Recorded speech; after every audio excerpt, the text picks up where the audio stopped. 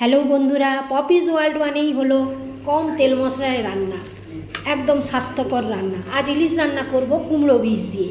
কুমড়ো বীজটা আমি জলে ভিজিয়ে রাখি। গ্যাস অম্বল থেকে বাঁচার জন্য আমি এই একটা রাস্তা বেছে নিয়েছি যে কীভাবে খেলে, রোজই তো সর্ষে বাটা দিয়ে খাচ্ছি, নাহলে সর্ষে পোস্ত বাটা দিয়ে খাচ্ছে, তাতেও কিন্তু রেহাই পাচ্ছি না। তাই ইলিশ তো খেতেই হবে। মাছটা বেশ তাজা মাছ পেয়েছি। আজকে ভালো করে ধুয়ে পরিষ্কার করে নুন হলুদ মাখিয়ে নেব। সুন্দর করে নুন হলুদ মাখিয়ে নেব। বেগুন দিয়ে খেয়েছি, ওল দিয়ে খেয়েছি, তবে বেগুন দিয়ে এক ধরনের পদ্ধতিতে আমি খেয়েছি, সেখানে কিন্তু যেহেতু সর্ষে বাটা দেইনি কোনো অসুবিধা হয়নি। কুমড়ো বীজটা আমি শিলনোড়ায় বেটে নিচ্ছি, আপনার পারলে মিক্সিতেও বেটে নেবেন। আমি দুটো কাঁচা লঙ্কাও এর মধ্যে বেটে নিয়েছি। এবার ওই বাটার সঙ্গে আমি 50 গ্রামের মতো, 5 পিস মাছের জন্য 50 গ্রাম দই নিয়ে ভালো করে ফেটিয়ে নিলাম। মাছটাতে একটু কাঁচা সর্ষের তেল মাখিয়ে নিচ্ছি, এতে বেশ সুন্দর একটা মাছটা থেকে গন্ধ আসে। কড়াইতে তেল গরম করে সামান্য কালো জিরে, দুটো কাঁচা লঙ্কা ফোড়ন দিয়েছি। ঝাল তো আমার ভীষণ কম চলে, তাই আমাকে খুব কম ঝাল ব্যবহার করতে হয়।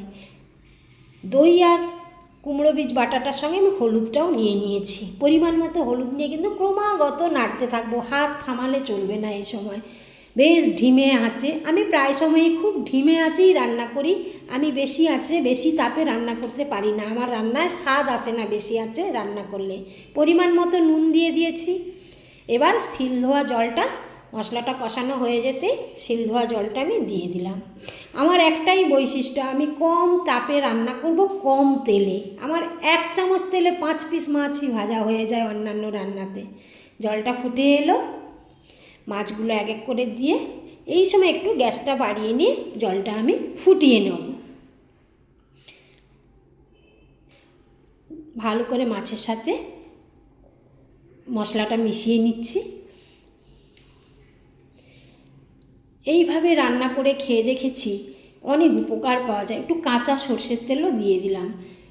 সর্ষে বাটা দিয়ে খেলে যে সমস্যাটা হয়, সেটা কিন্তু এই কুমড়ো বীজ আর দই মেশানো দিয়ে রান্না করলে সেই অসুবিধাটা হয় না। কয়েকটা গোটা কাঁচা লঙ্কা দিয়ে এবার একটু আমি ঢেকে ঢেকে কম তাপে সেদ্ধ করব মাছটা। মাছগুলো কিন্তু সেদ্ধ হয়ে গেছে, একটু নেড়ে চেড়ে নিচ্ছি। আস্তে আস্তে করে নেড়ে নেব, গরম অবস্থায় মাছ কিন্তু নরম থাকে, তাই হালকাভাবে নেড়ে নিয়ে আমার কিন্তু দেখুন দেখতেও হয়েছে যেমন সুন্দর, খেতেও বেশ সুন্দর হয়, একটা অন্যরকম স্বাদ। আর কুমড়ো বীজ তো ভীষণ উপকারী। কুমড়ো বীজ বাত, এই বাতের হাত থেকে রক্ষা করতে হলে কুমড়ো বীজ আমাদের খেতেই হবে। এইভাবেই সেই জন্য একটা খেলাম। এবার মাছের তরকারিটা কেমন হয়েছে পরিবেশন করে দিই।